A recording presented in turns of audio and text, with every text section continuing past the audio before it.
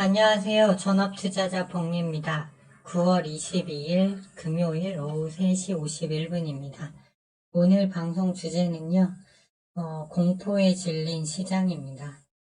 시장 투자자들의 투자 심리가 급격히 얼어붙어서 미국 증시 피어앤 그리드 지표도 보시면 공포 구간에 진입을 해 있습니다. 마치 작년 대세 하락장이 왔을 때 같은 분위기, 같은 장세 흐름이 나고 있어요.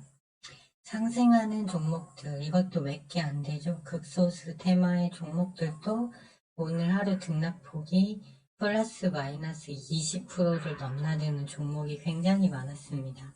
그 정도로 투자 심리가 매우 안 좋다는 뜻이 되겠어요. 달러 10년물 국채금리 유가 3개를 계속 모니터링 중입니다. 이 3개의 추이가 중요하고요. 그 중에서도 유가가 제일 중요합니다. 얘네 3개가 올라가면 반대로 시장은 빠지겠죠. 10월 10일경에 미국 헤드라인 CPI는 유가가 일단 9월 달에 상승을 좀 많이 했기 때문에 일단 더 상승할 걸로 보여져요. 그래서 아마 10월 11일경 발표되는 CPI가 증시의 호재가 될 것 같진 않습니다.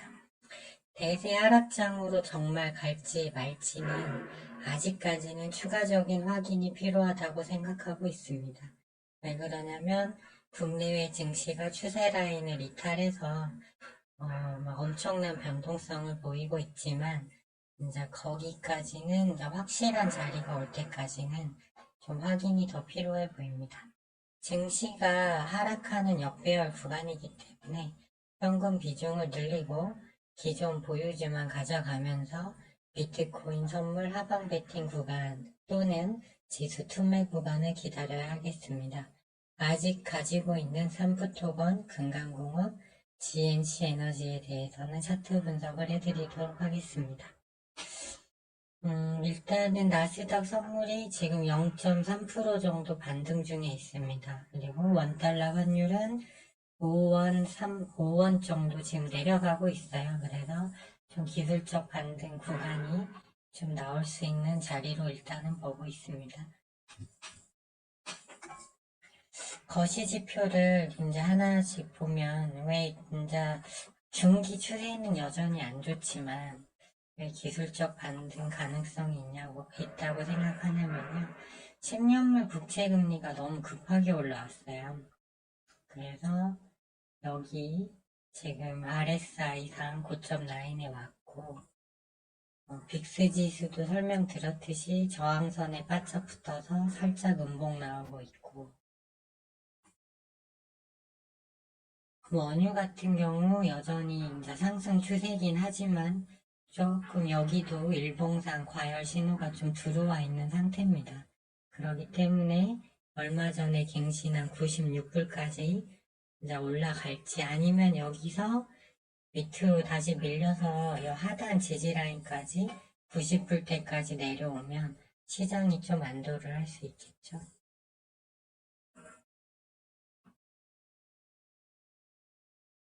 달러 같은 경우는 의외로 그렇게 강한 모습이 아니에요. 어제도 나스닥이 많이 빠졌는데 윗골이 달면서 이 직전에 만든 고점을 걸렸거든요. 그렇기 때문에 달러도 밑으로 좀 내려올 가능성이 있다. 일단 이렇게 보고 있고요.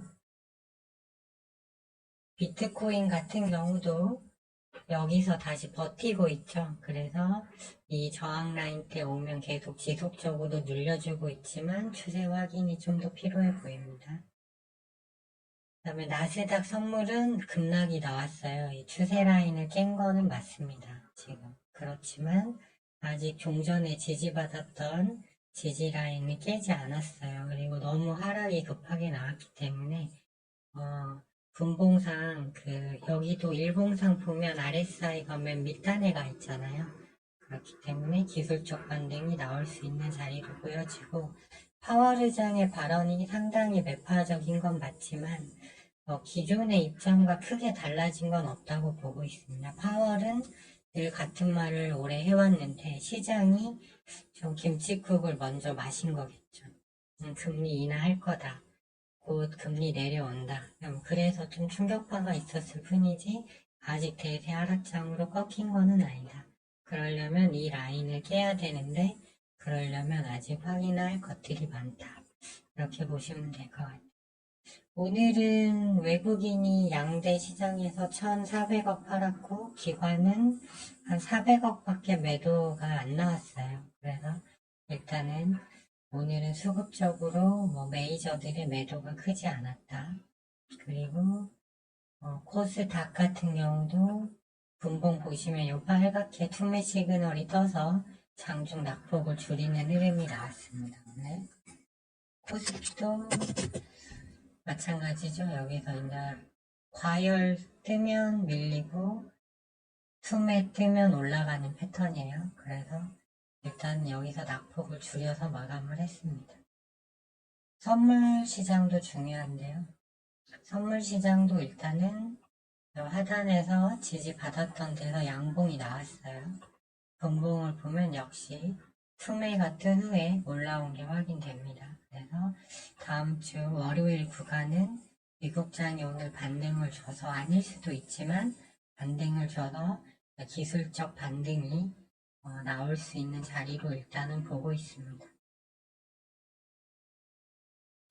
최근에 좀 흐름이 괜찮았던 것, 일단은 반도체부터 에코프로부터 봐야겠죠.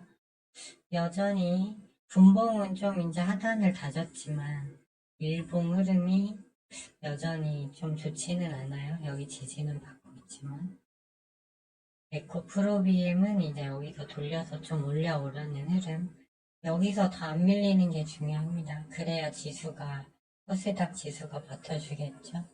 전체적으로 2차전지 하위 섹터 안 좋았고요.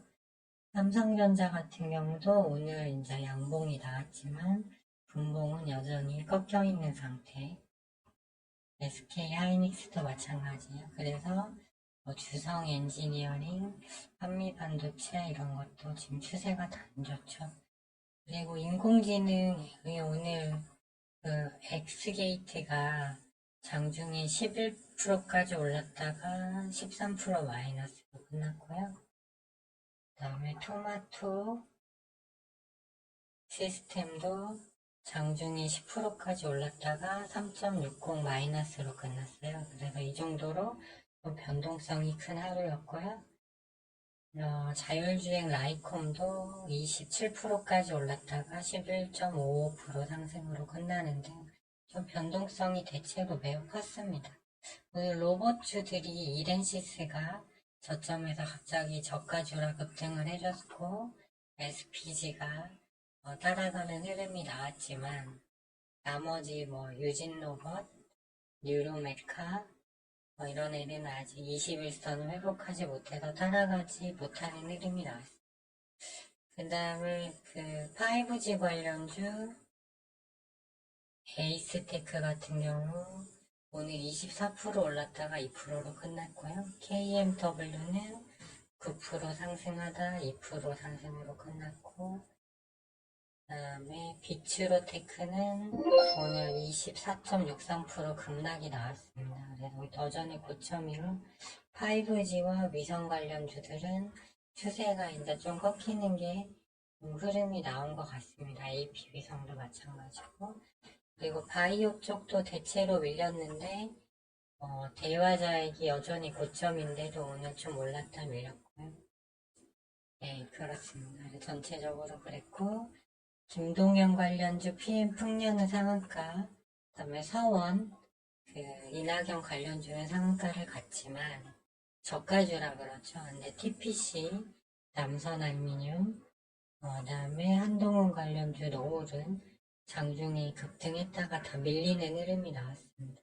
시세 연속성이 없었고요. 화장품 쪽도 그리 좋지 않았고, 신규 상장주도 전체적으로 다 급락, 몇 개 종목 빼고, 그 다음에 재건 쪽 보시면 오늘 이제 SY가 장중에 한 6% 오르다가 또 밀렸습니다. 삼부토건도 어제 이낙연 테마로 장중에 9%까지 올랐다가 결국은 보합선에서 마무리가 됐어요.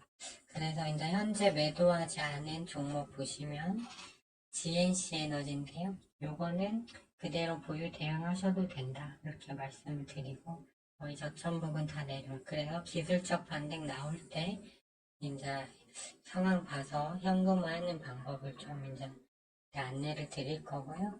금강공업 같은 경우도 오늘 3% 정도 하락 나왔지만 마지막 지지 라인에서 항상 지지를 받았거든요. 그리고 분봉상 거의 RSI가 완전 저점입니다. 그렇기 때문에 역시 반등 나오는 구간을 기다려야겠고요. 네, 그 정도로 일단 해서 요 세 개만 GNC 에너지, 삼부토건, 금강공업만 가지고 가고 있습니다. 폴란드는 무기 지원 우크라이나 안 한다고 했다가 다시 하는 걸로 이렇게 선회가 됐고요.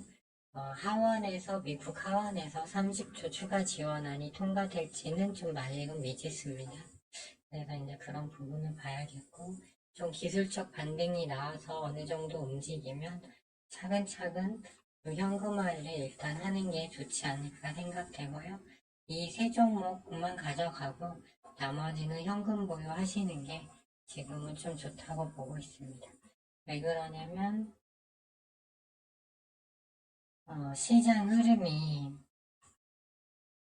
이미 여기서 많이 일단 계단식 하향 추세예요. 그래서 기술적 반등이 나오더라도 어찌 될지 모르고 또 10월 CPI가 결코 낮진 않을 것 같거든요. 그렇기 때문에 이미 시장은 어느 정도 하방 쪽으로 좀 우세한 흐름이 됐기 때문에 이제 주식으로서 오늘만 봐도 엄청난 변동성이잖아요. 그렇기 때문에 이제 주식보다는 아까 말씀드린 비트코인 선물 하방 자리를 좀 보면서 기다리는 게 좀 낫지 않을까 이렇게 생각을 됩니다. 매수를 하지 않으면 아무 일도 일어나지 않죠. 왜 그러냐면 종목이 없으니까 손익 발생이 안 하잖아요. 그러니까 일단은 이 세 종목만 갖고 가시고 혹시 나머지 종목 가지고 계시다면 되도록 현금화해서 그 현금을 가져갈 것을 추천드리고 싶습니다.